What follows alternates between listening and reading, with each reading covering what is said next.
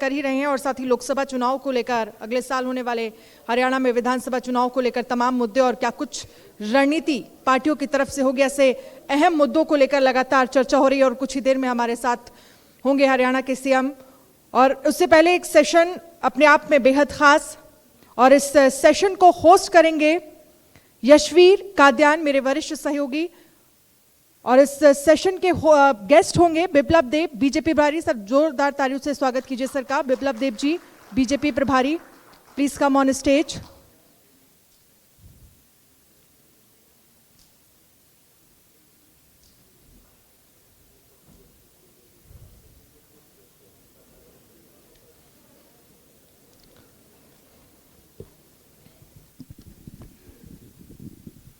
नमस्कार सभी को। नमस्कार। आज हमारे साथ हैं त्रिपुरा के पूर्व मुख्यमंत्री, राज्यसभा सांसद और हरियाणा भाजपा के प्रभारी बिप्लब देव जी। आपका स्वागत है। धन्यवाद। बिप्लब जी, आप इतने आकर्षक व्यक्तित्व के धनी हैं, कभी फिल्मों में जाने का ख्याल नहीं आया? मुझे लगता नहीं अभी फिल्म में जाना चाहिए। मैं शादीशुदा हूँ, मेरे एक बच्चे, 2 बच्चे हैं, और आप ये बोलेंगे जो फिल्म जगत में है उनका कि बच्चे नहीं है, परिवार नहीं है, वो पहले चले जाते हैं। हाँ, ऐसे कुछ लोग हैं शादीशुदा होने के बाद भी गए हैं, किंतु आज मैं जिस जगह में पहुंचा हूं तो मुझे लगता नहीं मुझे उस जगह में जानी चाहिए। जी, आप काफ़ी प्रभारी के तौर पे सक्रिय हैं, लोगों से मेल मुलाकात कर रहे हैं। एक अक्सर भाजपा के कुछ कार्यकर्ताओं का ये रहता है कि सरकार में सुनवाई कम है या अफसर उनकी बात नहीं सुनते, तो ये समस्या क्यों है और इसका समाधान क्या है? देखिए, इसका समाधान तो है, दोनों तरफ से है। सरकार के जो ऑफिसर है उसके तरफ से भी है, मेरे कार्यकर्ता की तरफ से है। दोनों तरफ से प्रयास होनी चाहिए। एक तरफ से प्रयास में कोई समाधान नहीं होती, दोनों तरफ से होती है। और आपके माध्यम से मैं हरियाणा के सभी जो हमारे सरकारी अमला है व सरकारी तंत्र में है, इनको भी मैं आह्वान करता हूं। तो सरकार को जिस तरीके से अलग अलग नीतियां बनाने में मदद किया है, साथ ही साथ जनताओं के काम जैसे माननीय मुख्यमंत्री जी ने सहजतर करने के लिए व्यवस्था की है, उस व्यवस्था का लाभ जनता को और पार्टी के कार्यकर्ताओं को सही ढंग से मिले, उस दिशा में काम करना शुरू करें। और वो ज़रूरी है, क्योंकि जनता सर्वोपरि है, जनता के द्वारा ही सरकार आती है, और सरकार लाने में हम एक पार्टी से होते हैं। उस पार्टी का संगठन बनाने में कार्यकर्ता ही काम करता है। तो कार्यकर्ता ही देवतुल्य कार्यकर्ता। भारतीय जनता पार्टी एक सांगठनिक पार्टी है, कांग्रेस जैसा परिवार बेस्ड पार्टी नहीं है, बाकी सब पार्टी जैसा नहीं है। इसलिए हमारे कार्यकर्ता और हमारे संगठन के लोगों के बात सुनना ये सरकारी तंत्रों का आवश्यक है और करना ही पड़ेगा। जी, मुझे जानकारी है, ऐसा ही आपने समालखा में भी अभी वो आपका शक्तिपीठ प्रमुखों का एक कार्यक्रम था, तो वहाँ पे भी ये आपने कहा कि हमारी सरकार है और अफसरों को, हमारे वर्करों की सुननी पड़ेगी, और इस पे काफ़ी हॉल में तालियां भी बजी। तो जो लोग आपको आते हैं उनका आमतौर पे क्या सरकार से ऐसी क्या वो सुनाना चाह रहे हैं जो अफसर सुनते नहीं आमतौर पे? किस तरह का उनको ये शिकवा रहता है? ऐसा नहीं है, मैं सरकार भी हमारा, संगठन भी हमारा, जनता भी हमारे साथ है। उसमें कुछ कभी कभी गैपिंग होता है, उसको दूर करना हम लोगों का काम है, और उस दिशा में माननीय मुख्यमंत्री भी जी काम कर रहे हैं। और मेरे पहले इस राज्य के यशस्वी जो प्रदेश अध्यक्ष ओम प्रकाश धनखड़ जी, बेबाकी से आपने विषय रखा, संगठन के विषय में रखा है।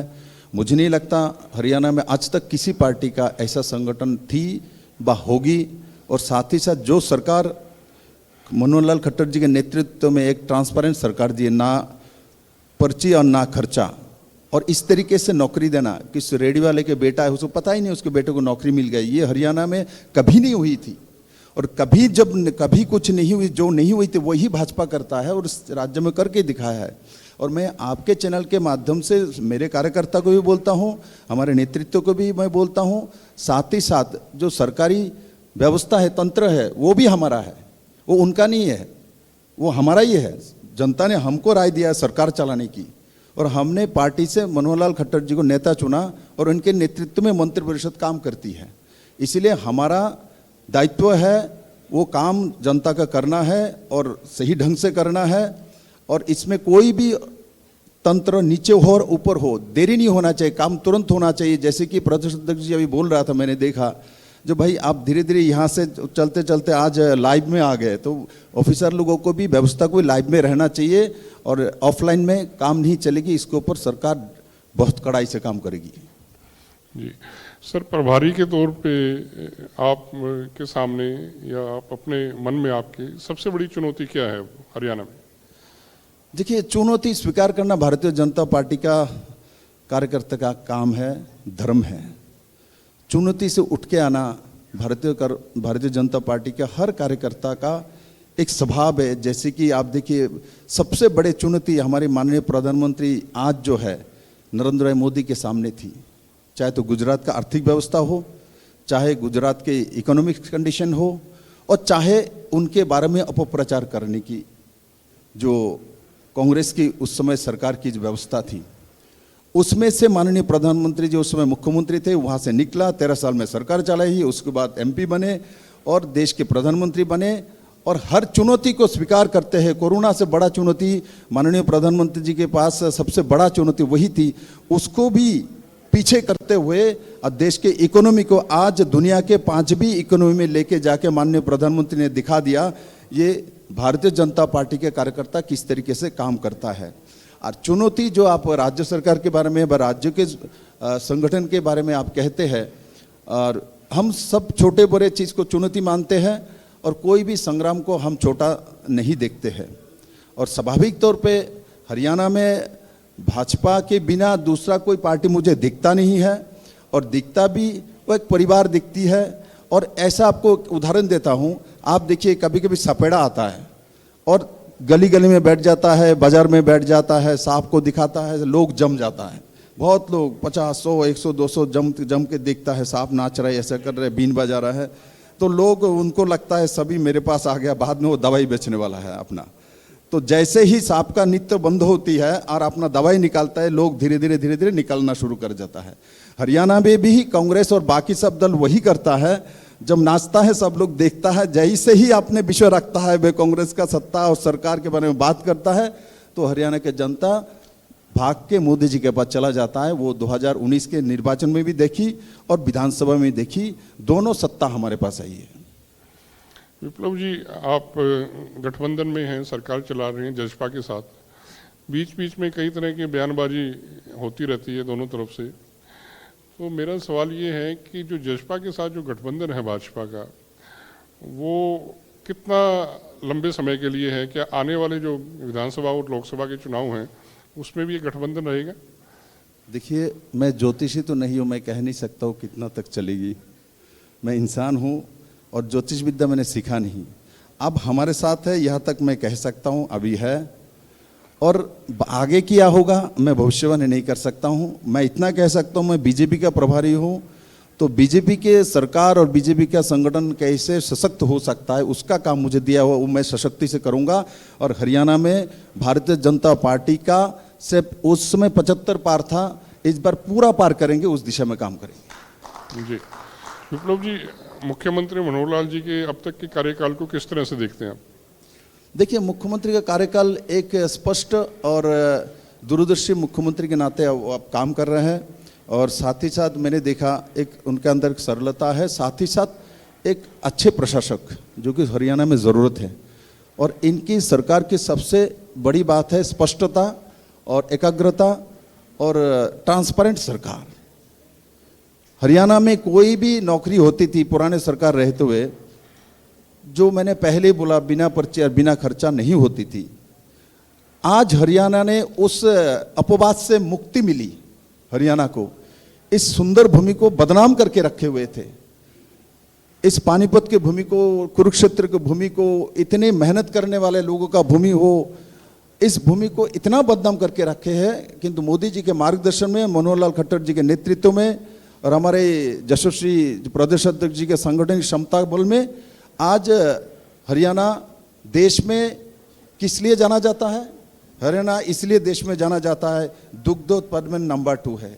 हरियाणा इसलिए जाना जाता है, जो कांग्रेस के समय 2014 तक जो कि पर कैपिटा इनकम 1,35,000 होती थी, 2 साल कोविड के जाने के बावजूद भी अभी लगभग 3 लाख रुपया पर कैपिटा इनकम इसलिए जानी जाती है। हरियाणा को कांग्रेस जब सरकार में थी तब हरियाणा को जाना जाता था 1000 में 871 बेटियां होती थी, आज 1000 में 927 मेरे बहन बेटियां इस भूमि में जन्म ले रहे, लक्ष्मी जन्म ले रहे, दुर्गा जन्म ले रहे।